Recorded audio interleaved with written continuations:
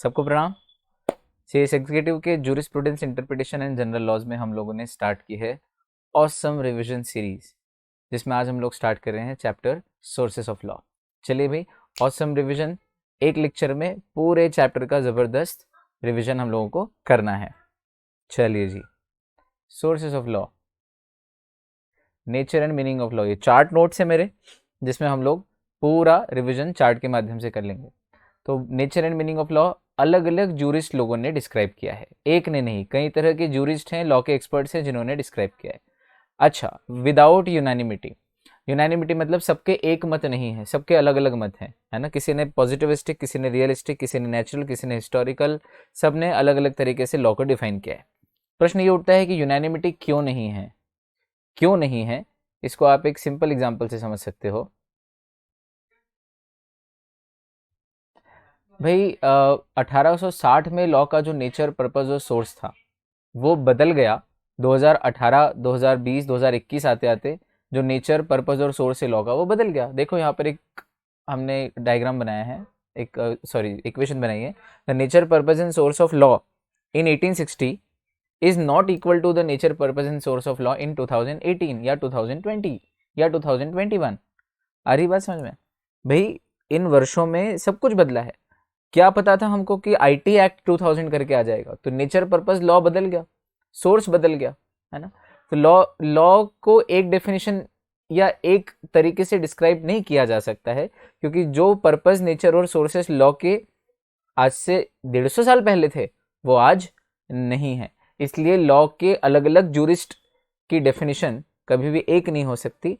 It is without unanimity, यानी कि सबका एक मत नहीं है, सबके अलग अलग मत है, क्योंकि लॉ समय के साथ बदलता है, लॉ के नेचर बदलते हैं, पर्पस बदलते हैं, सोर्सेस बदलते हैं।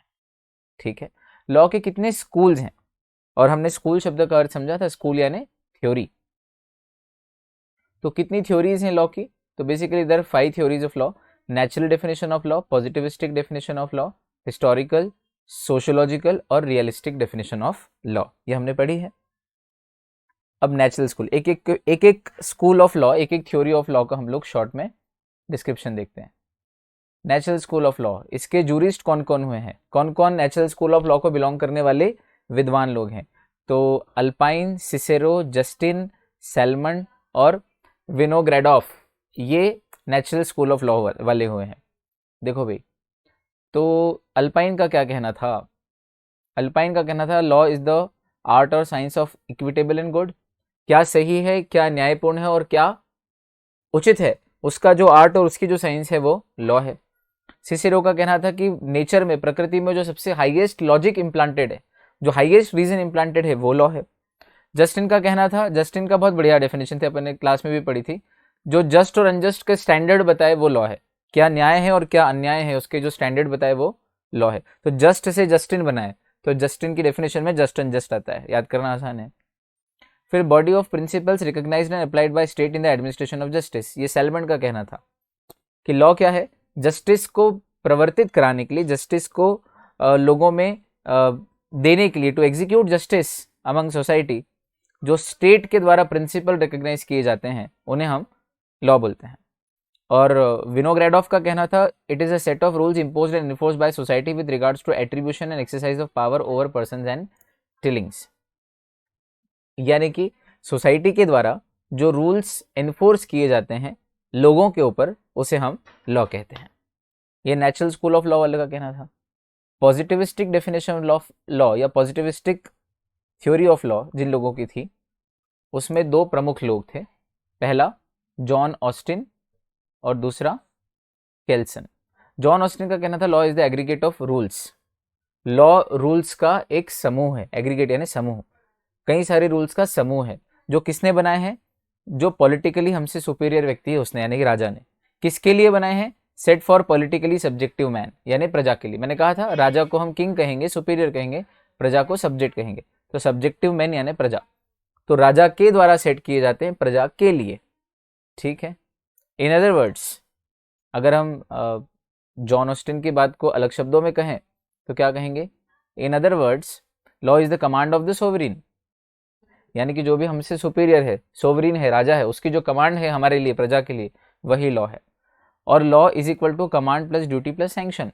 और लॉ की इक्वेशन क्या बनाई उन्होंने, लॉ यानी कि राजा का आदेश जो कि प्रजा की ड्यूटी है, और उसको सैंक्शन यानी कि राजा की तरफ से अलाउंस मिला है। अब देखो सैंक्शन का अर्थ होता है रोक यानी कि कुछ नहीं करने का, और ड्यूटी मतलब कुछ करने का। दो अर्थ हैं, कुछ करने का अर्थ ड्यूटी, और कुछ नहीं करने का, रोक लगाने का अर्थ कुछ नहीं करने का अर्थ होता है सैंक्शन। देखो मैंने आपसे कहा था sanction is an English word which is a contronym, और कॉन्ट्रानिम्स वो वर्ड्स होते हैं जिस एक वर्ड के दो मीनिंग निकलते हों और वो दोनों वर्ड एक दूसरे के ऑपोजिट हों, इनफैक्ट एंटोनिम्स हों, है ना। अब सैंक्शन शब्द के दो मीनिंग है, एक सैंक्शन का अर्थ होता है अलाउ करना, स्कूल वालों ने मेरी छुट्टी सैंक्शन कर दी है, मैं टीचर हूँ, मुझे छुट्टी चाहिए थी, सैंक्शन कर दी यानी कि प्रदान कर दी, अलाउ कर दी, ग्रांट कर दी। सैंक्शन का एक अर्थ ग्रांट भी होता है, अलाउ भी होता है। और अमेरिका ने चाइना पे ट्रेड सैंक्शन लगा रखे यानी कि रोक लगा रखी है, बैन लगा रखा है, पाबंदी। अब देखो ग्रांट यानी देना और बैन यानी नहीं देना, पाबंदी लगाना। तो एक ही वर्ड है, उसके दो मीनिंग है, ग्रांट भी और बैन भी, और ये दोनों मीनिंग एक दूसरे के एंटोनिम है, लेकिन फिर भी ये दोनों मीनिंग होते हैं। तो यहाँ ड्यूटी मतलब कुछ करना, ड्यूटी हम कुछ करते हैं, सैंक्शन यानी कुछ नहीं करते। तो लॉ में यही तो चीज लिखी रहती है, कुछ चीजें करने की होती, कुछ नहीं करने की। इनकम टैक्स भरो, ये करने की चीज है, ठीक। रेड लाइट क्रॉस मत करो, ये नहीं करने की चीज है। दोनों लॉ हैं। लॉ में कहीं लॉ में कोई चीज करने की लिखी होगी, कहीं कुछ नहीं करने की लिखी होगी। तो जो करने की चीज है उसे ड्यूटी बोलेंगे, जो नहीं करने की चीज है उसे सैंक्शन बोलेंगे। तो लॉ क्या है, सुपीरियर व्यक्ति का आदेश, कमांड, जिसमें ड्यूटी भी होती है और सैंक्शन भी होता है। तो law is equal to command plus duty plus sanction. ये जबरदस्त तरीके से आपको पॉजिटिविस्टिक समझ में आई। जॉन ऑस्टिन की। केल्सन का क्या कहना था, केल्सन भाई साहब का कहना था कि लॉ इज, उनके हिसाब से प्योर थ्योरी ऑफ लॉ ये है कि law doesn't only describe what actually occurs but also prescribe certain rules. जो होता है लॉ वो नहीं बताता है सिर्फ, वो तो बताता ही है, लेकिन क्या होना चाहिए वो भी बताता है ना। सर्टेन रूल्स प्रिस्क्राइब करता है, और कौन करता है, हमसे जो सुपीरियर होता है वो, ठीक है। अब हिस्टोरिकल डेफिनेशन ऑफ लॉ तीसरी, इसमें हुए हैं सेविग्नी और हेनरी मेन, ठीक। सेविग्नी का कहना था कि लॉ अनकॉन्शियस ग्रोथ है, हमको पता भी नहीं चलता है और लॉ बनते जाता है। जैसे जैसे कोई चीज़ होती है हम उसके ऊपर लॉ बनाते जाते हैं। रेप हुआ, अच्छा चलो पता चला, इस पे भी लॉ बना दो। मर्डर हुआ, इस पे भी लॉ बना दो। तो अनकॉन्शियस हमको पता नहीं चलता है, बिना सोचे समझे चीज़ें होती जाती है और लॉ बनते जाते हैं। और लॉ बनाए नहीं जाते, लॉ ढूंढे जाते हैं। कोई घटना घटती है और हमको पता लगता है इस पे भी लॉ होना चाहिए। तो laws are not made, in fact law तो फाइंड किए जाते हैं। अच्छा, लॉ यूनिवर्सल भी नहीं होते। जो लॉ इंडिया में है जरूरी नहीं वो अमेरिका में हो। जितनी कल्चर में डिफरेंस होने के कारण जितनी इंटीमेसी भारत की फिल्मों में दिखाई जाती है उतनी अमेरिकन फिल्मों में, अमेरिकन फिल्मों में उससे ज़्यादा दिखाई जाती है। तो वहाँ के लॉ अलग है सेंसरशिप के, हमारे यहाँ के लॉ अलग है सेंसरशिप के। तो जैसा कि लैंग्वेज यूनिवर्सल होती है ना, language can be universal as such, कहीं भी बोल सकते हो आप। इनफैक्ट सिंबॉलिक लैंग्वेज तो यूनिवर्सल ही है। दुनिया के किसी भी कोने में अगर किसी व्यक्ति को देख के अगर ऐसे ऐसे करोगे तो वो आएगा, है ना। तो लैंग्वेज यूनिवर्सल हो सकती है, इंग्लिश इज यूनिवर्सल लैंग्वेज, लेकिन लॉ यूनिवर्सल नहीं होता। फिर customs are superior to legislation. Historical definition में सेविग्नी का मानना था कि जो कस्टम होते हैं हमारे वो लॉ के भी ऊपर होते हैं, लेजिस्लेशन से भी ऊपर होते हैं। और legislation is the last stage of law making.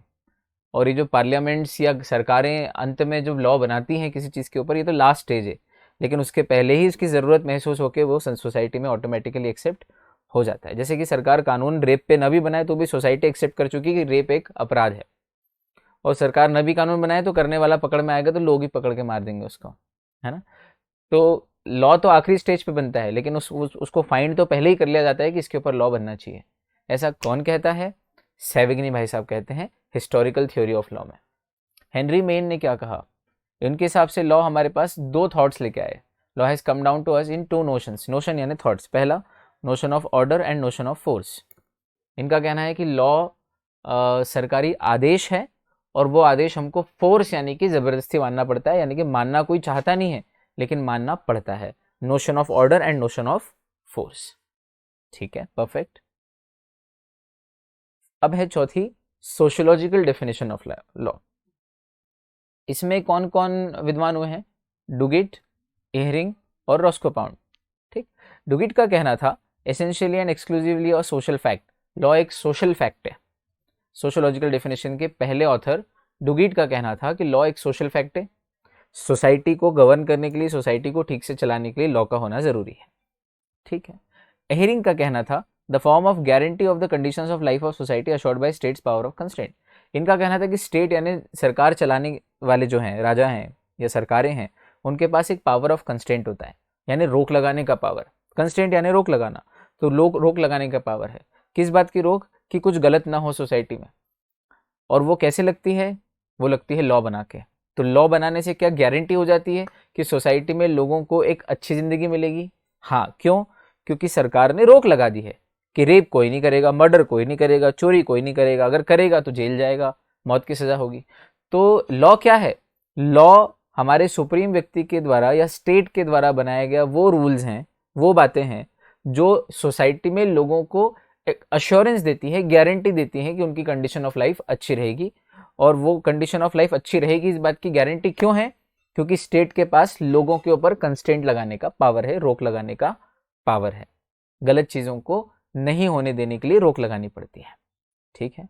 अब इनके 3 एसेंशियल एलिमेंट्स है एहरिंग की डेफिनेशन में, 3 essentials. Law is only the means of social control. इनके हिसाब से लॉ सोसाइटी को कंट्रोल करने का एक मीन्स है, जरिया है, माध्यम है। दूसरा, law has to serve social purpose. कोई भी लॉ बनता है वो सोसाइटी के पर्पस को सॉल्व करने के लिए बनता है। ठीक। लॉ जब भी बनेगा व्यक्ति विशेष के लिए नहीं बनता है, लॉ सोसाइटी के लिए बनता है, ऐसा इनका कहना था। और तीसरी बात, law is coercive in nature. Coercive पूरा एक वर्ड है। कोएर्सिव का अर्थ है लॉ जबरदस्ती करता है, यानी कि लॉ हम कोई भी मानना चाहता नहीं है। एहरिंग का मानना है लॉ तो कोएर्स करना पड़ता है। कोएर्शन यानी उत्पीड़न, जबरदस्ती करके लॉ मनवाना पड़ता है। कोई भी लॉ एज सच मानना नहीं। हर व्यक्ति चाहता है कि सुंदर लड़की दिखे तो मैं उठा के ले जाऊं। हर व्यक्ति चाहता है पैसे वाला हो तो उसका मर्डर करके जायदाद पे कब्जा कर लो, ऐसा लॉ का मानना है ना। तो लॉ हम पर नहीं कर पाते ये सब कुछ लोग, क्यों? क्योंकि लॉ हमारे पर फोर्सफुली लागू होकर बैठा है हमारे सर पे, तभी तो सोसाइटी सेफ है काफी हद तक। तो ये इनका मानना है और ये इनका नजरिया है सोचने का, सोशोलॉजिकल। रॉस्को पाउंड भाई साहब ने क्या सोचा? रॉस्को पाउंड कहते थे कि institution to satisfy social wants. Law एक अपने आप में एक संस्था है जो सोसाइटी के वांट्स को सेटिस्फाई करता है। दूसरा और क्या सोचा? It is ordering of human conduct through politically organize society.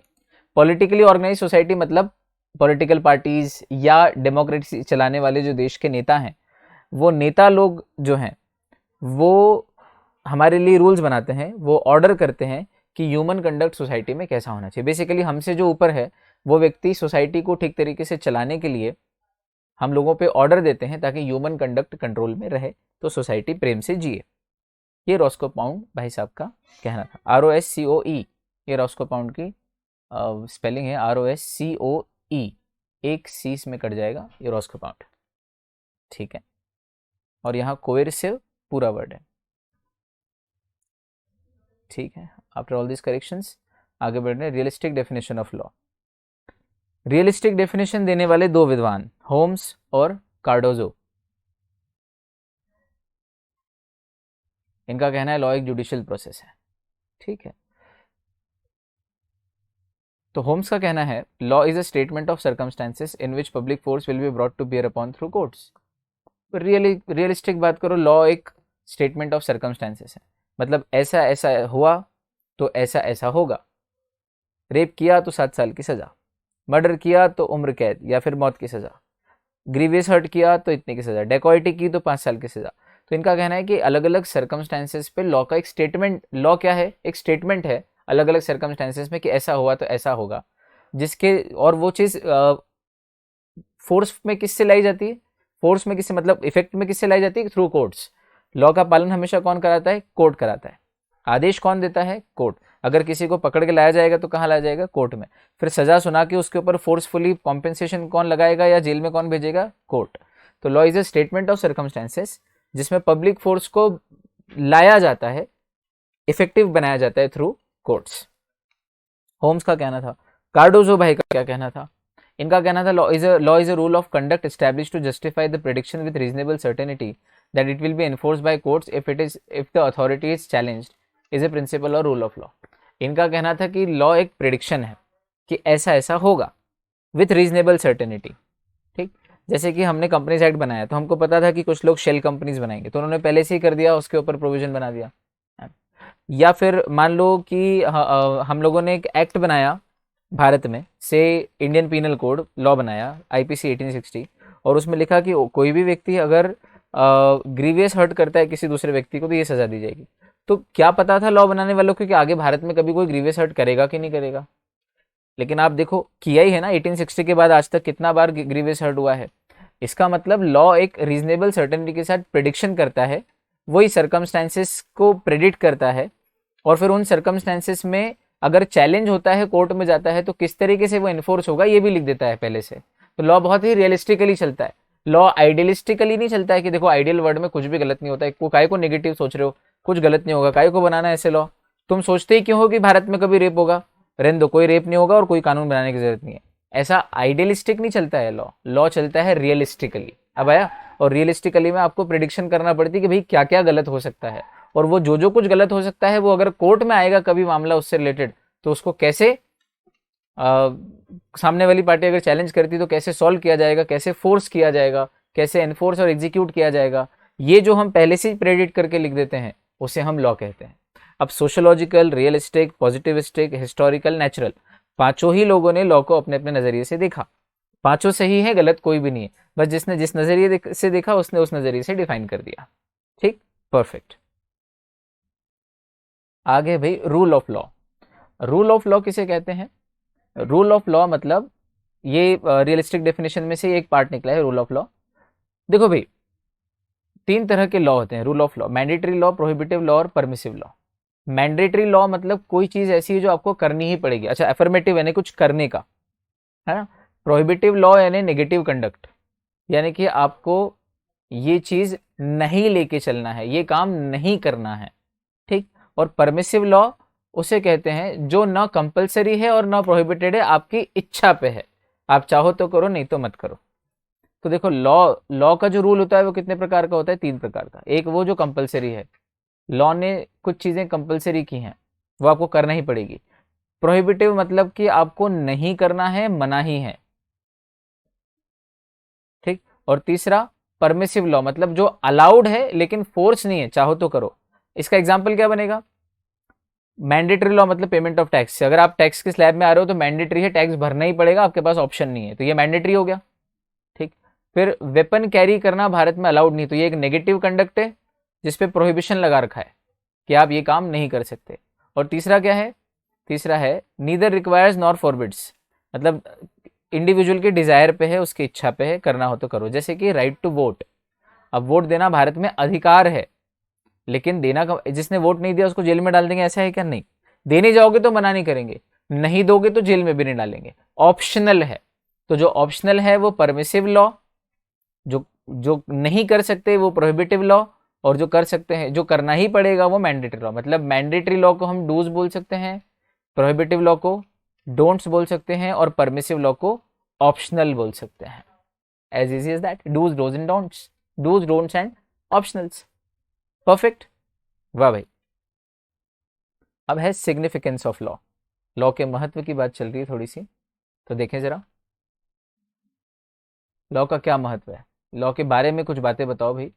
तो पहला, law is not static, law ठहरा हुआ नहीं होता बल्कि डायनेमिक होता है, चलता रहता है, समय के हिसाब से कानून बदलते जाते हैं। आज अंतरजातीय अंतरधर्म विवाह बहुत होने लगे, तो दिल्ली हाईकोर्ट का कहना है कि भैया अब देश में यूनिफॉर्म सिविल कोड की जरूरत है। वैसे भी कॉन्स्टिट्यूशन ऑफ इंडिया के directive principles of state policy में आर्टिकल 44 में लिखा हुआ है यूनिफॉर्म सिविल कोड लाएं।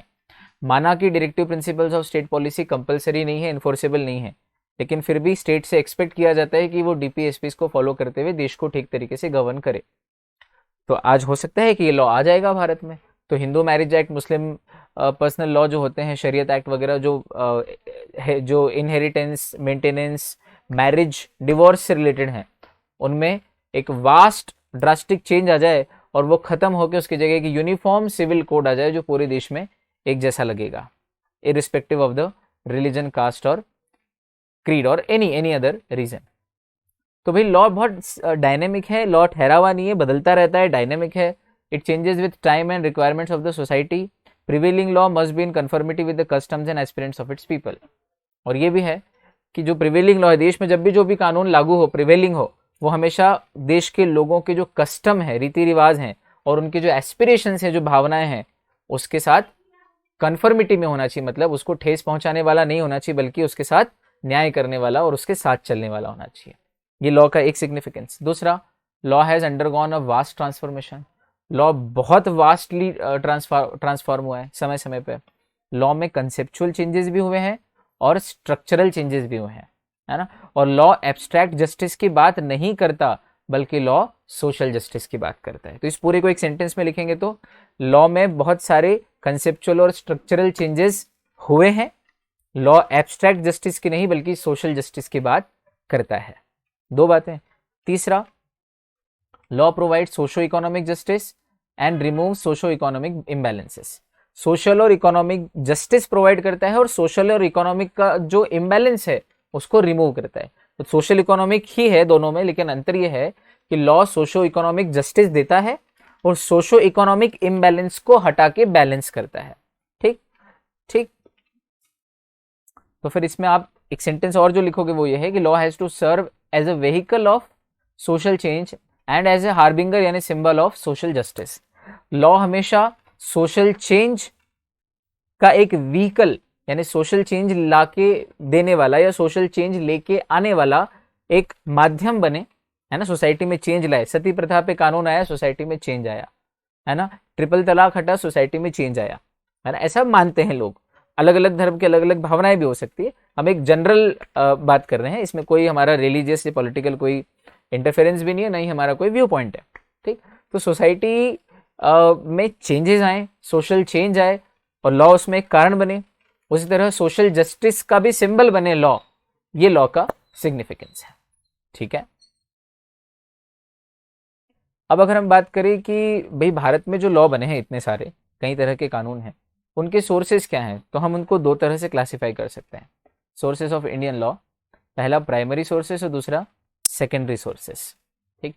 प्राइमरी सोर्सेज के अंदर हम चार सोर्सेज ले सकते हैं। कस्टम्स, जुडिशियल डिसीजंस, प्रेसिडेंट्स जिसको हम बोलते हैं, स्टैट्यूट्स और पर्सनल लॉज।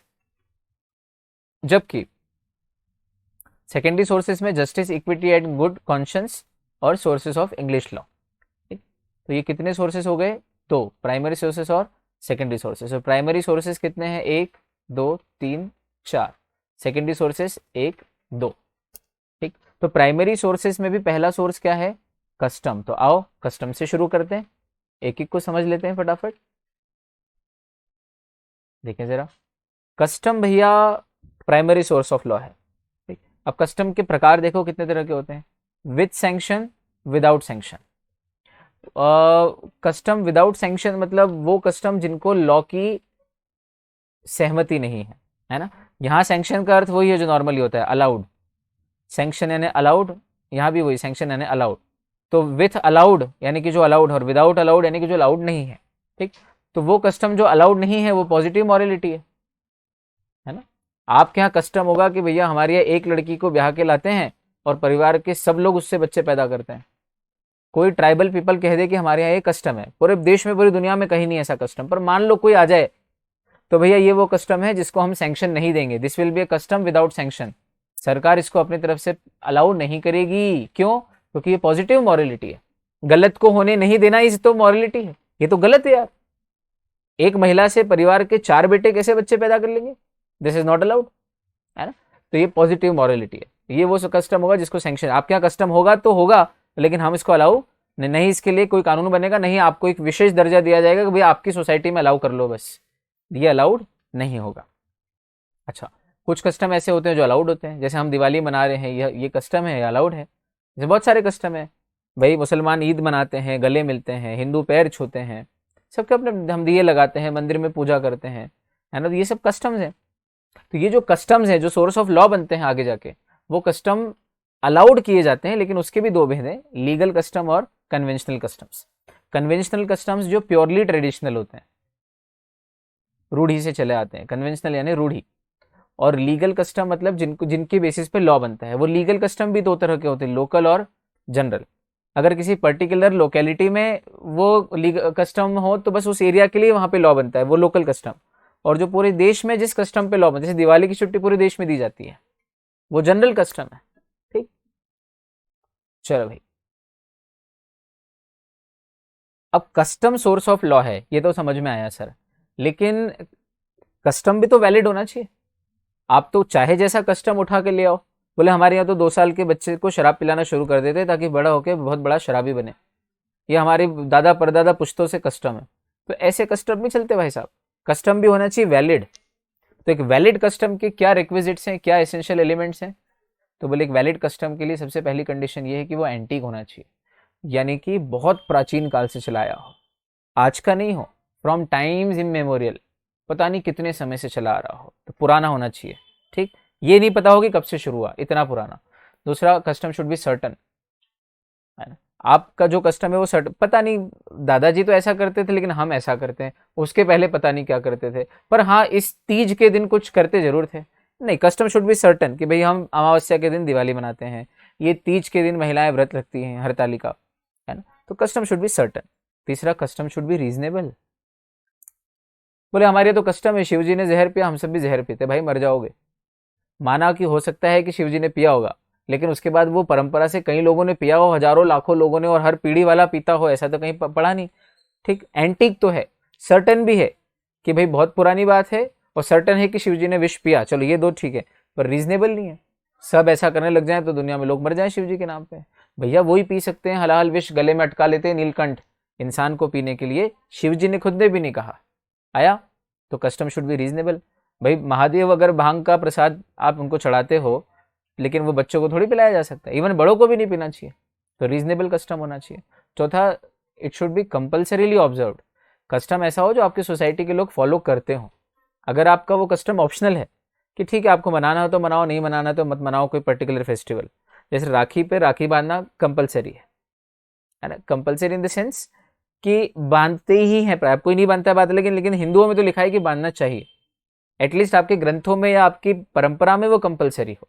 आप नहीं कर रहे वो बात अलग है, लेकिन कम से कम ग्रंथों में आपकी सोसाइटी में तो वो कंपलसरी होना चाहिए, तो उसको वैलिड कस्टम मानेंगे। दूसरा, वो कस्टम यूनानिमस होना चाहिए, यानी कि सब लोग सहमत हो कि हाँ ये कस्टम हमारे यहाँ है ना। 80% हिंदू कहते हैं कि भाई राखी जो है श्रावण पूर्णिमा के दिन आती है, 20% कहते हैं कि नहीं आती, ऐसा नहीं है। 100% हिंदू कहते हैं कि भाई राखी श्रावण की पूर्णिमा पे आती है, तो ये यूनानिमिटी है, एक मत से सब लोग हाँ करते हैं। फिर वो कस्टम पीसफुली इंजॉय होना चाहिए, तो ठीक है भाई, ईद पे लोग ईद मनाते हैं, बहुत पीसफुली बनाते हैं, सेवैयाँ खाते हैं, बड़ों के हाथ चूमते हैं, बड़े लोग बच्चों को ईदी देते हैं और गले मिल के मजे करते हैं। तो भाई ये पीसफुली एंजॉय कर रहे हो तो कोई कस्टम में प्रॉब्लम नहीं, आप मनाओ, साल में 2 बार 3 बार मनाओ, जब जब आए तब मनाओ, 1 बार 2 बार जो भी 3 तरह की 2 तरह की ईद है, 2 तरह की ईद मनाओ, लेकिन पीसफुल हो, नॉन वायलेंट हो तो बेहतर होगा, वही तरीका है, वैसे ही होना चाहिए। इनफैक्ट हम तो कहेंगे कि किसी पशु को भी कोई तकलीफ ना हो, ऐसे हो तो उस धार्मिक रिचुअल में कोई परेशानी नहीं है। और आखिरी है कि वो कंसिस्टेंट होना चाहिए। कंसिस्टेंट मतलब यानी कि वो लगातार लोग ऑब्जर्व कर रहे हो, वो कस्टम लगातार फॉलो हो रहा हो। ऐसा नहीं कि भाई गणेश चतुर्थी पहले तो कभी नहीं मनी, अभी 10 साल से मन रही है, फिर अभी बीच में 20 साल बंद हो गई थी, फिर अभी 5 साल से मन रही है, ये नहीं, मने जा रही भाई। ठीक है बीच में अंग्रेजों के कारण कुछ साल बंद हुई होगी, लेकिन उसके पहले मना करती थी बहुत लंबे समय से। तो ये भाई गणेश चतुर्थी मनाना हमारा एक कस्टम है, और मैं सारे कस्टम्स को रिलीजियसली जोड़ रहा हूँ। आप इसको किसी भी तरह से ले सकते हो, वो आपका सोशल कस्टम भी हो सकता है, आपकी पर्टिकुलर जगह पे रहने वाले लोगों का कस्टम भी हो सकता है। हिमाचल में रहने वालों की एक विशेष टोपी हो सकती है, पंजाब में रहने वालों की एक विशेष पगड़ी हो सकती है, तमिलनाडु में रहने वालों की लुंगी हो सकती है, उसमें सभी धर्म के लोग लुंगी पहनते हैं, वहाँ रिलीजियस नहीं है, वो जोग्राफिकल कस्टम है, वहाँ के सभी लोग लुंगी पहनते हैं, है ना। एयर कंडीशनड परिधान है वो, it's an air conditioned attire, anybody can wear it and anybody can feel the goodness of it. खैर, तो भाई आपका जो कस्टम है वो कैसा होना चाहिए, कंसिस्टेंट होना चाहिए। ठीक, तो कितने सोर्सेस ऑफ लॉ, 2, प्राइमरी और सेकेंडरी। प्राइमरी सोर्सेस में पहला कस्टम, कस्टम हमने कंप्लीट किया। दूसरा है जुडिशियल प्रोनाउंसमेंट, यानी कि प्रेसिडेंट, यानी कोर्ट के डिसीजंस। अब देखो, दूसरा है प्रेसिडेंट्स, यानी कि जो जज के द्वारा बनाए गए कानून है, यानी जज के द्वारा दिए गए डिसीजन ही अपने आप में केस लॉ है, केस का डिसीजन। अब प्रेसिडेंट 2 प्रकार के हैं, प्रेसिडेंट और जुडिशियल प्रेसिडेंट। ठीक, प्रेसिडेंट यानी set pattern guiding the future conduct, जो पहले हुई घटनाएं हैं जिनको हम इस्तेमाल करो। जुडिशियल प्रेसिडेंट मतलब जो किसी कोर्ट के डिसीजन से हम आगे फ्यूचर के केस में, जैसे सैलोमन वर्सेस सैलोमन में जो हुआ, वो आज भी कभी सेपरेट लीगल एंटिटी को लेके कोई कंफ्यूजन होगा तो वो डिसीजन, वो केस लॉ काम आएगा, तो वो जुडिशियल प्रेसिडेंट है। And judicial precedents are the important source of law. Foss versus Harbottle, Lee versus Lee airfield, Ashbury Railway Carriages Limited का केस, रायलैंड वर्सेस फ्लेचर का case, MC Mehta versus Union of India का case, कितने सारे, you name and we have a lot of them. Celebrated case हैं बहुत सारे, नहीं भी इतने नामजद केस हो लेकिन कई बार काम आते हैं वो कोर्ट में रखने के। तो president is also an important source of law. अब मजे की बात यह है कि ये जो जजमेंट इन कोर्ट, अब देखिए इसको समझने की बात है, किसी कोर्ट ने जजमेंट दिया 2013 में, ठीक, और वैसा का वैसा ही एक केस सिमिलर फैक्ट्स के साथ 2018 में आया, तो 2013 वाला जो डिसीजन है वो डिसीजन को इस केस में कोर्ट को बाउंड टू फॉलो करना पड़ेगा। इसे ही तो हम कहते हैं doctrine of stare decisis. Decisis यानी डिसीजन, स्टेयर यानी देखना या मानना।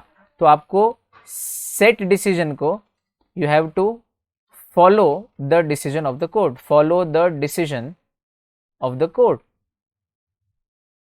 आपको कोर्ट के डिसीजन की तरफ देखना पड़ेगा। स्टेयर यानी घूरना, देखना, तो आपको कोर्ट के डिसीजन की तरफ देखना पड़ेगा, यानी कि उसको मानना पड़ेगा। ठीक, तो प्रेसिडेंट्स को मानना पड़ता है। Lower court are always bound to follow the decisions given by the higher court. ठीक, ये है डॉक्ट्रिन ऑफ स्टेयर डिसाइसिस। अब जुडिशियल प्रेसिडेंट्स कितने प्रकार के होते हैं, क्योंकि कोर्ट से आया, तो कोर्ट कितने प्रकार के भारत में? दो बड़े कोर्ट, एक सुप्रीम कोर्ट के डिसीजन और दूसरे हाई कोर्ट के डिसीजन। अब मजे की बात, सुप्रीम कोर्ट डिसीजंस की बात करते हैं। Article 141 of the constitution of India बोलता है कि चूंकि सुप्रीम कोर्ट हमारे देश का सबसे बड़ा कोर्ट है, इसलिए सुप्रीम कोर्ट का डिसीजन भारत के हर कोर्ट के ऊपर बाइंडिंग है। अब वो हाई कोर्ट हो, डिस्ट्रिक्ट कोर्ट हो, court of Munsif small cause हो, या क्रिमिनल साइड के कोर्ट हो, मैजिस्ट्रेट्स हो। ठीक, सुप्रीम कोर्ट के डिसीजंस भारत के टेरिटरी में आने वाले हर कोर्ट के ऊपर बाइंडिंग है।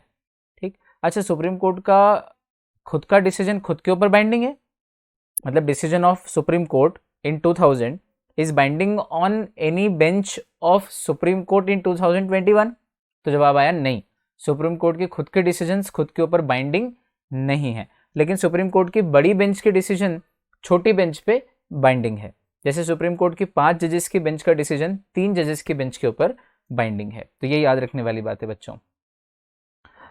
Supreme court is not bound by its own decision, but a smaller bench of Supreme court is bound by the decisions given by larger bench of Supreme Court. अब high court के judicial presidents की क्या value है? Article 225 of the constitution बोलता है कि high court के decision सारे सबऑर्डिनेट कोर्ट्स के ऊपर बाइंडिंग है, लेकिन सुप्रीम कोर्ट पे बाइंडिंग नहीं, ऑब्वियसली। तो law declared by high court is binding on all the subordinate courts and tribunals with in its jurisdiction, उसके जुरिस्डिक्शन में ये भी है।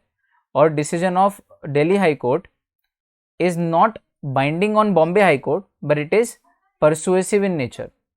परवेसिव नहीं, it's a misprint, persuasive in nature, मतलब रखेंगे जरूर हम हमारी तरफ से, हमारा वकील कोर्ट में रखेगा जरूर, कोर्ट मान भी सकता है, नहीं भी मान सकता है, कंपलसरी नहीं है, इट्स परसुएसिव इन नेचर। तो decision of one high court is not binding on another high court. ठीक, दूसरा, decision of one high court is binding on all the subordinate courts in its jurisdiction, not outside it's jurisdiction. ये भी खास बात है ध्यान में रखने की। चलो भाई, केस स्टडी है इसके ऊपर, कुछ एग्जाम्पल दिया इन्होंने। देखो, मान लो सुप्रीम कोर्ट का एक डिसीजन है केस 1 2014 का, और सिमिलर फैक्ट्स थे, एक और केस आया 2018 में। तो जो केस 1 था वो 5 जजेस की बेंच ने जजमेंट दिया है, और केस 2 में भी 5 जजेस हैं और उन्होंने कॉन्ट्ररी जजमेंट दिया है। तो अब क्या होगा? क्योंकि वो बाइंडिंग नहीं है, क्योंकि जजेस की बेंच बराबर है, ये भी 5 जजेस की बेंच है, ये भी 5 जजेस की बेंच है, तो फिर इधर जो जजमेंट आया था इधर उसका कॉन्ट्ररी जजमेंट आया है। ठीक है, सिमिलर फैक्ट होने के बाद भी कॉन्ट्ररी जजमेंट हो सकता है, क्योंकि प्रेसिडेंट बाइंडिंग नहीं है, सिमिलर बेंच है इसलिए। लेकिन अब आगे क्या होगा? तो आगे के केसेस में 2018 वाला डिसीजन बाइंडिंग होगा, जो लेटेस्ट डिसीजन होता है वो फिर आगे सिमिलर केसेस पे बाइंडिंग होता है। ठीक, तो 2018 का जो जजमेंट होगा वो प्रिवेल होगा बाकी लोअर कोर्ट्स पे भी। ठीक है, आसान। अच्छा, ये जो जुडिशियल प्रेसिडेंट है इसके पीछे का रैशनल क्या है, लॉजिक है, हम क्यों मानते हैं जुडिशियल प्रेसिडेंट? यानी एक कोर्ट के डिसीजन को हम इतना महत्व क्यों देते हैं, उसको केस का लॉ क्यों बना देते हैं, ऐसा क्यों करते हैं कि सिमिलर केसेस में उसका रेफरेंस लिया जाता है और उसके आधार पर डिसीजन दिया जाता है। तो उसके पीछे का लॉजिक एक ही है, फंडामेंटल प्रिंसिपल ये है कि like cases should be treated alike. अगर एक केस है और उसके जैसा ही बिल्कुल सिमिलर केस पहले भी हुआ था, और अगर उस केस को वैसा ट्रीट किया था तो इस केस को भी ऐसे ही ट्रीट करो। Like cases should be treated alike, ये प्रेसिडेंट्स के पीछे का लॉजिक है, रैशनल है, रैशनल यानी लॉजिक, ठीक है। Like cases should be treated alike. वाह भाई, परफेक्ट बात है। अब प्रेसिडेंट के प्रकार, तो देखो प्रेसिडेंट बेसिकली 4 प्रकार के होते हैं जुडिशियल प्रेसिडेंट्स। पहला अथॉरिटेटिव, दूसरा परसुएसिव, तीसरा ओरिजिनल और चौथा डिक्लेरेटरी प्रेसिडेंट्स। डिक्लेरेटरी से शुरू करता हूं मैं, इस तरफ से पीछे से। डिक्लेरेटरी प्रेसिडेंट्स उन्हें कहते हैं जो मेयरली एग्जिस्टिंग लॉ को रीइटरेट करते हैं, यानी कि फिर से कहते हैं। जैसे कि कंपनीज एक्ट में मान लो एक जगह लिखा हुआ है, या इंडियन पीनल कोड में एक जगह कुछ लिखा हुआ है। से एक एग्जांपल इंडियन पीनल कोड का ही बनाते हैं। इंडियन पीनल कोड में एक जगह लिखा हुआ है कि भाई मर्डर की सजा करने वाले को आजीवन कारावास होगी। तो रामलाल वर्सेस श्यामलाल के केस में कोर्ट ने डिसीजन सुनाया कि श्यामलाल ने मर्डर किया है रामलाल का, इसलिए उसे आजीवन कारावास सुनाया जाता है। तो ये इसमें कुछ भी नया नहीं किया कोर्ट ने, जो लॉ में लिखा है वो ऐसा कैसे डिक्लेयर कर दिया। अब आगे कभी उसी तरह का कोई केस आएगा घनश्याम वर्सेस राधेश्याम का, तो ये प्रेसिडेंट अगर यूज भी करो तो कोई खास इसका महत्व नहीं, क्योंकि तब भी कोर्ट लॉ का ही रेफरेंस लेगा डिसीजन देते समय। ये जो डिसीजन है इसमें जज ने अपनी बुद्धिमानी कुछ नहीं लगाई, बस जो लॉ में लिखा है उसको ऐसा कैसा डिक्लेयर कर दिया। तो it is मियर reiteration of the already existing law. तो जस्टिस सैलमन का कहना था कि डिक्लेरेटरी प्रेसिडेंट जो होते हैं वो क्या होते हैं, सिर्फ जो ऑलरेडी लॉ में लिखा है उसको जज घोषित कर देता है और उसके बेसिस पे डिसीजन दे देता है, उसको बोलते हैं डिक्लेरेटरी प्रेसिडेंट। ठीक। ओरिजिनल प्रेसिडेंट किसे कहते हैं?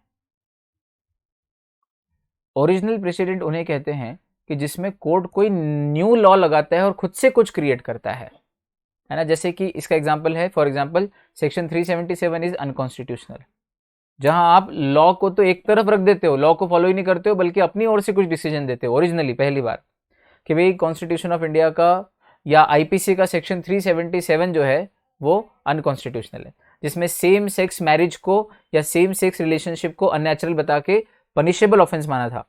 उस सेक्शन 377 को, आईपीसी के सेक्शन 377 को सुप्रीम कोर्ट ऑफ इंडिया ने अनकॉन्स्टिट्यूशनल घोषित कर दिया। तो जो लॉ में लिखा है उसको डिक्लेयर नहीं किया, बल्कि जो लॉ में लिखा है उसको ही गलत साबित कर दिया। ओरिजिनली अपनी बुद्धि से एक नया लॉ क्रिएट किया, एक नई बात अप्लाई करी। कोर्ट को अधिकार है, कोर्ट वैसे भी कोर्ट कानून का देवता है, और देवता के ऊपर किताब नहीं होती, देवता के नीचे किताब होती है। कानून की किताब से बड़ा है कानून का देवता। वो देवता है, वो लॉर्ड है, माय लॉर्ड बोला जाता था पहले कोर्ट में, पहले बोला जाता था। तो न्याय की देवी, न्याय के देवता वहां पर बैठते हैं। तो वो अगर किसी प्रोविजन को गलत भी कह दे तो कोर्ट को दे, यद्यपि कोर्ट को लॉ बनाने का पावर नहीं है, लेकिन किसी लॉ को इनवैलिड घोषित करने का पावर तो होता ही है। ठीक, तो ये ओरिजिनल डिसीजन है, ओरिजिनल प्रेसिडेंट। परसुएसिव प्रेसिडेंट्स उन्हें कहते हैं, अभी हमने ऊपर पढ़ा था कि एक हाई कोर्ट का डिसीजन दूसरे हाई कोर्ट के ऊपर परसुएसिव होता है, कंपलसरी बाउंड नहीं होता। जैसे कि दिल्ली हाई कोर्ट का डिसीजन बॉम्बे हाई कोर्ट के ऊपर बाउंड नहीं है, तो Bombay high court is not bound by the decision given by Delhi high court. उसे हम बोलते हैं, वेटेज जरूर देंगे, उसको कंसीडर करेंगे, उसको ध्यान में रखेंगे, लेकिन कंपलसरी नहीं है कि उसको फॉलो करें। और अथॉरिटेटिव, जो आपको फॉलो ही करने पड़ते हैं, जिनकी अथॉरिटी हो। 3 हो गए हमारे, परसुएसिव तक हो गया है ये, अब अथॉरिटेटिव पे आओ। जजेस जहां बाउंड हो, चाहे वो उस डिसीजन से अग्री करता हो या नहीं करता हो, लेकिन ऊपर वाले कोर्ट का डिसीजन है पिछले केस में, तो इस केस में वैसे के वैसे सिमिलर फैक्ट्स होने के कारण उस डिसीजन को अप्लाई करो, तो जो डिसीजन आएगा, भले ही वो जज उस डिसीजन से अग्री हो या नहीं हो, लेकिन उसको वही डिसीजन देना पड़ेगा। तो सुप्रीम कोर्ट के डिसीजन सभी कोर्ट्स पे अथॉरिटेटिव हैं, हाई कोर्ट के डिसीजन उसके क्षेत्र में आने वाले सभी लोअर कोर्ट्स पे अथॉरिटेटिव हैं। इसको बोलते हैं अथॉरिटेटिव प्रेसिडेंट्स। ये पढ़ा हमने, ठीक है। चलो भाई, बड़ा आसान है सब कुछ, एकदम जबरदस्त। हम लोगों ने इसको डिटेल में तो बहुत जबरदस्त पढ़ रखा है क्लास में। अब प्रेसिडेंट से रिलेटेड कुछ डॉक्ट्राइन्स हैं, है ना। एक तो एक इसका प्रोनाउंसिएशन सीख जाओ, इट्स नॉट प्रेसिडेंट, है ना, इट्स प्रेसिडेंट, प्रीसेडेंट्स, प्रीसेडेंट्स। चलो, तो प्रेसिडेंट से रिलेटेड कुछ डॉक्ट्राइन्स हैं, कुछ प्रिंसिपल्स हैं। पहला डॉक्ट्राइन ऑफ स्टेयर डिसाइसिस, दूसरा डॉक्ट्राइन ऑफ रेशो डिसिडेंडी, और डॉक्ट्राइन ऑफ ऑबिटर डिक्टा। तो SDRD OD शॉर्ट फॉर्म में अपन इसको किया है। Stare decisis SD, ratio decidendi RD, obiter dicta, OD। 3 doctrine है, 3 प्रिंसिपल्स हैं। स्टेयर डिसाइसिस किसे कहते हैं, मैंने कहा था भाई जो कोर्ट के द्वारा डिसाइडेड ऑलरेडी केसेस है उनको ऐसे कैसे ही देखना, उनको जैसे हैं वैसे ही देखना, वैसे ही मानना, ठीक, कुछ भी अनसेटल नहीं करना, ठीक। जो लिखा है, जो कोर्ट ने पहले की किसी कोर्ट ने या पहले की किसी केस में डिसीजन आया है, उसको ऐसे कैसे ही अडहेयर करना, अडहेयर करना मतलब फॉलो करना, उसको अनसेटल नहीं करना, वैसा का वैसे ही रहने देना, उस डिसीजन के साथ स्टैंड बाय करना, यानी कि उसके साथ खड़े होना, यानी उसको मानना, और जो उस केस में हुआ था वही इस केस में रूल अप्लाई कर देना, उसे हम कहते हैं स्टेयर डिसाइसिस। यही तो है प्रेसिडेंट का मेन बेसिस। तो स्टेयर डिसाइसिस का अर्थ होता है to adhere to the decision and not to unsettle the things, to stand by the things decided. The courts will look to the past similar issues to guide their decisions. Similar issues का past में दूसरे courts ने, बड़े court ने क्या decision दिया था वो कोर्ट देखेगी। It will look at the past decisions of similar cases of other courts, higher courts, ठीक। तो जो पास्ट जजमेंट है उसी इश्यूज पे, तो जजेस आर ओब्लाइज्ड कि उनको फॉलो करना पड़ेगा, ठीक। एक अथॉरिटेटिव इंस्ट्रक्शन है। अब ये जरूर है कि वो बड़े कोर्ट का डिसीजन हो तो अथॉरिटेटिव, लेकिन बराबर के कोर्ट का हो तो परसुएसिव रहता है, ठीक। अच्छा, ये डॉक्ट्राइन कोर्ट को ऑब्लिगेट करता है, मतलब कोर्ट के ऊपर एक बंधन डालता है कि जब आप डिसीजन दोगे तब आपको पुराने डिसीजंस को, उससे से रिलेटेड जो पुराने डिसीजंस हैं उनको आपको देखना ही पड़ेगा। You will have to look यानी स्टेयर, डिसाइसिस यानी डिसीजन, है ना। स्टेयर का अर्थ घूरना या देखना होता है, ठीक। Why are you staring at me, घूर क्यों रहे हो मुझे, लड़कियां बोलती है ना। तो stare decisis, decisis is a Latin word which means decision, stare is a Latin word which means घूरना या देखना। तो स्टेयर डिसाइसिस मतलब to look to a decision of a court of this in similar cases of an earlier court या of a higher court, ठीक। For example A और B का एक केस है जिसमें बी ने कुछ कार बोरो की थी, नहीं लौटाई, फिर सिमिलर एग्जैक्टली सेम नहीं पर सिमिलर हुआ कि सी और डी के बीच में एक ने कार बोरो की थी, पर कार और बाइक में भले ही अंतर हो लेकिन सिमिलैरिटी है कि एक की गाड़ी है और दूसरे ने बोरो की और उससे रिलेटेड कुछ झगड़ा है।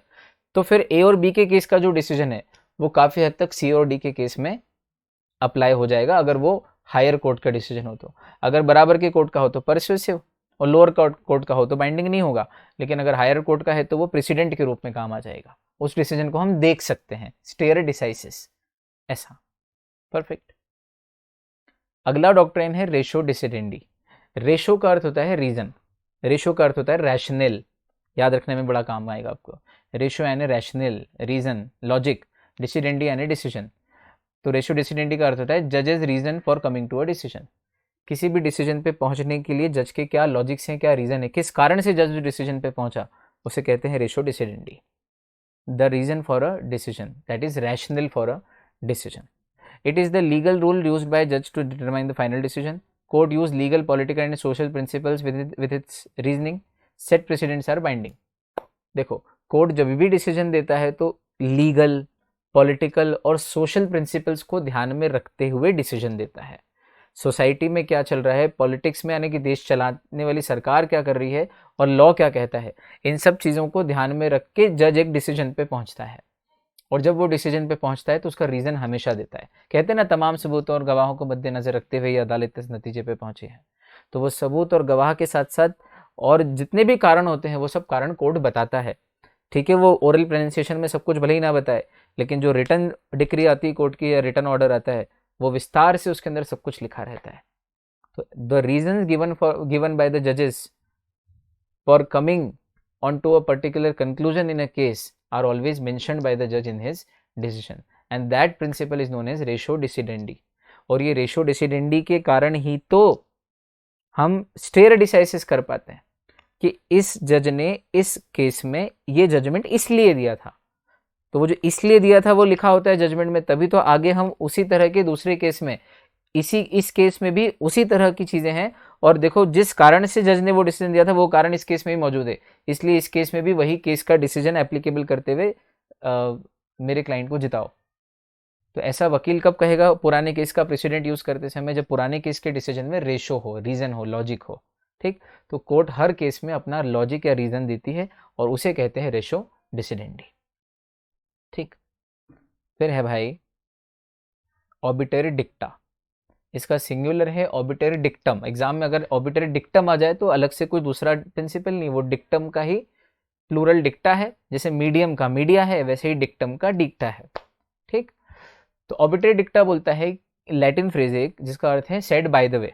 बाय द वे मतलब ऐसे ही बोल दिया, जिसका केस से भले ही कोई लेना देना हो। It's a Latin phrase which means said by the वे।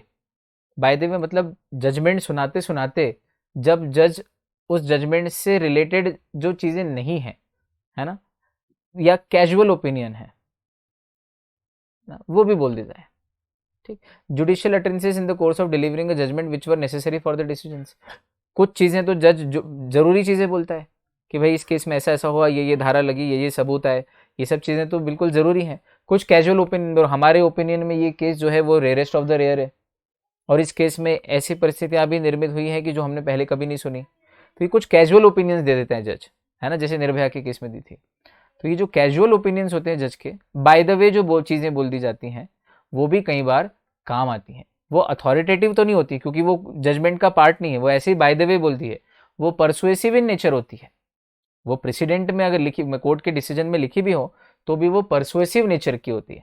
मतलब उसको, उस जज के उस स्टेटमेंट को फॉलो करना जरूरी नहीं है अगले किसी केस में, लेकिन फिर भी अगर कोई फॉलो करता है तो मना ही नहीं है, वो परसुएसिव नेचर की है। तो इसका सीधा सीधा सा अर्थ ये है कि जज किसी डिसीजन को सुनाते समय जो मेन बातें बोलता है, जो रीजन देता है, वो रेशो डिसिडेंडी। जो मेन बातें और जो डिसीजन देता है वो आगे प्रेसिडेंट के तौर पे काम आता है, यानी कि स्टेयर डिसाइसिस। और जो कैजुअली एक्स्ट्रा चीजें बोल जाता है, वो चीजों की कोई बहुत ज्यादा फोर्स या महत्व नहीं है। वो चीजें ऐसी हैं जिनको आगे आने वाले समय में दूसरे कोर्ट फॉलो कर भी सकते, नहीं भी कर सकते, वो तो उसने बाय द वे बोली है, उसे बोलते हैं ऑर्बिटरी डिक्टा। तीनों आ गए इस एक एग्जाम्पल में, स्टेयर डिसाइसिस, रेशो डिसिडेंडी और ऑर्बिटरी डिक्टा। समझ आया आपको ये तीनों चीज? ऑर्बिटर डिक्टा। डिक्टा वैसे भी dict is the root word, वैसे डिक्ट का अर्थ होता है कहना, बोलना, शब्द। ठीक, डिक्ट जिसमें शब्द हो, इसीलिए तो डिक्शनरी होता है। किसी के बोलने का शब्दों में गड़बड़ करता हो, तुतलाता हो, भाई इसका डिक्शन ठीक नहीं है। ठीक, डिक्टेशन लेते हैं जब टीचर हमको पढ़ाता है, हम या टीचर डिक्टेशन देता है बच्चों को, बॉस अपने स्टेनो को डिक्टेशन देता है, तो डिक्ट शब्द सुनाता है, वो लिखती जाती है। तो उसी से बना है ऑर्बिटरी डिक्टा। ऑर्बिटर यानी कि ऐसे ही बाय द वे, डिक्टा यानी जो शब्द बोले जाते हैं उसे कहते हैं ऑर्बिटरी डिक्टा, यानी कि anything which is said by the way, obiter dicta. Root words के लॉजिक से भी याद हो जाती है चीजें। अब स्टैट्यूट्स कितने प्रकार के होते हैं? तो दो तरह के, एक सुप्रीम लॉज और दूसरे सबऑर्डिनेट लॉ, है ना। मतलब लॉ के अंदर से जो लॉ निकलते हैं, by laws, rules and regulations, वो सबऑर्डिनेट लॉ होते हैं, और जो मेन लॉ होता है वो सुप्रीम लॉ होता है, पर्सनल लॉ। तो ये स्टैट्यूट भी क्या होते हैं? हमारे सोर्स ऑफ लॉ। बात चल रही है प्राइमरी सोर्सेस ऑफ लॉ, और जो प्राइमरी सोर्सेस ऑफ लॉ हैं उसमें तीसरा सोर्स है स्टैट्यूट्स और चौथा सोर्स है पर्सनल लॉ। तो ये स्टैट्यूट जो हैं, ये कैसे सोर्स ऑफ लॉ है, प्राइमरी सोर्स ऑफ लॉ? भाई देखो यार, कंपनीज एक्ट 2013 का सोर्स है कंपनीज एक्ट 1956। तो क्या एक स्टैट्यूट किसी दूसरे स्टैट्यूट का या लॉ का सोर्स नहीं होता? बिल्कुल होता है। इनफैक्ट कई सारे सबऑर्डिनेट लॉज, है ना, मान लो आरबीआई या सेबी को लेके कुछ एक रूल्स एंड रेगुलेशन बने थे, और बाद में उन रूल्स एंड रेगुलेशंस को ही सेबी एक्ट बना के, सेबी एक्ट 1992 बना के सेबी नाम की बॉडी बना दी। तो छोटे मोटे लॉज कई बार बड़े लॉ बनने में काम आ जाते हैं। छोटे मोटे रूल्स एंड रेगुलेशंस कल को अपने आप में बड़ा लॉ बन जाते हैं। तो सुप्रीम लेजिस्लेशन या सबऑर्डिनेट लेजिस्लेशन दोनों ही भारत में बनने वाले लॉज का एक सोर्स है, प्राइमरी सोर्स है। इसलिए स्टैट्यूट भी एक लॉ का सोर्स है। और पर्सनल लॉ कैसे सोर्स है लॉ का? भाई हिंदी नहीं, हिंदुओं का जो पर्सनल लॉ है वो Hindu marriage act, Hindu adoption and maintenance act 1955, हामा वगैरह, उससे बने हैं। मुस्लिम पर्सनल लॉ जो होते हैं वो शरीयत एक्ट के बनने में कारण बना है। तो पर्सनल लॉज भी सोर्स ऑफ लॉ हैं, चाहे वो हिंदूज के हो, मुस्लिम्स के हो, क्रिश्चियंस के हो। ठीक है, तो ये primary source of Indian law हो गए। अब secondary source of Indian law कितने थे? दो। पहला justice, equity and good conscience, दूसरा सोर्सेस ऑफ इंग्लिश लॉ।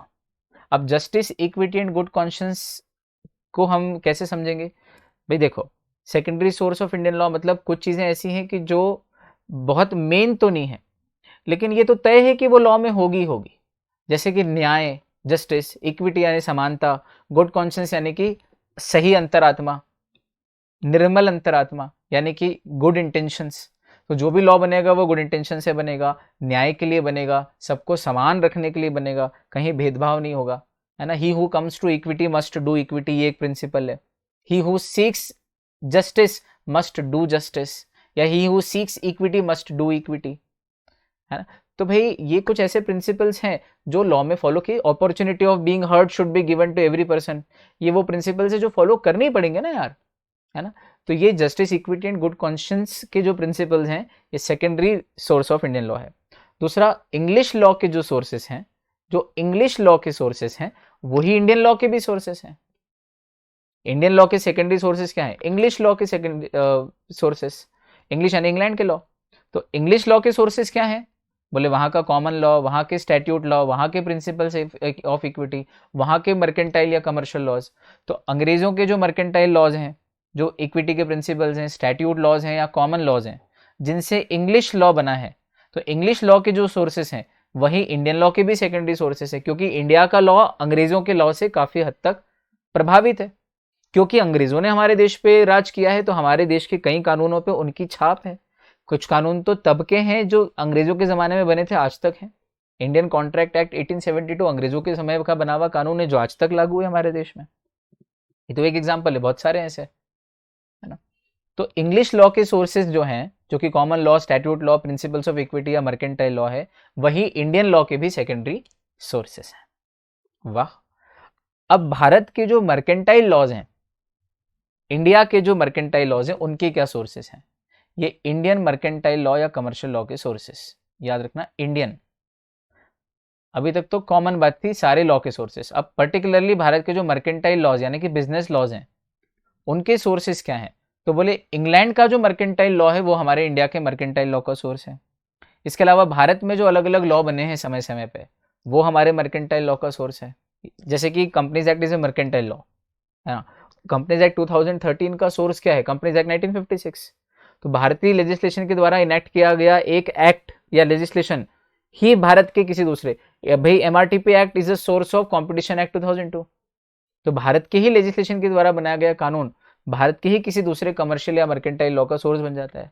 फिर कोर्ट के जुडिशियल डिसीजंस, और फिर कस्टम एंड ट्रेड यूसेजेस। बड़ा आसान है तो, है ना। प्रेसिडेंट्स तो सोर्स ऑफ लॉ है ही, चाहे वो ओवरऑल लॉ की बात करो या मर्केंटाइल लॉ की बात करो, जुडिशियल डिसीजन या प्रेसिडेंट्स सोर्स ऑफ लॉ है ही। और कस्टम्स एंड ट्रेड यूसेजेस, तो व्यापारियों के अलग अलग, जैसे हुंडीज को लेके जो भी व्यापारियों का जिस एरिया में जो कस्टम है, वही कस्टम ही उनका लॉ है। उसके लिए नेगोशिएबल इंस्ट्रूमेंट्स में अलग कोई प्रोसीजर नहीं है।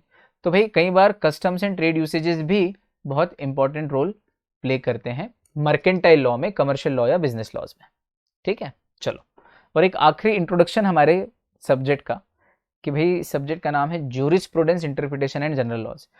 तो और तो ठीक है, इंटरप्रिटेशन एंड जनरल लॉ समझ में आता है, जूरिस्प्रूडेंस का अर्थ क्या है? तो मैंने आपसे पहले भी कहा था, जूरिस्प्रूडेंस में दो शब्द हैं, जूरिस और प्रूडेंस।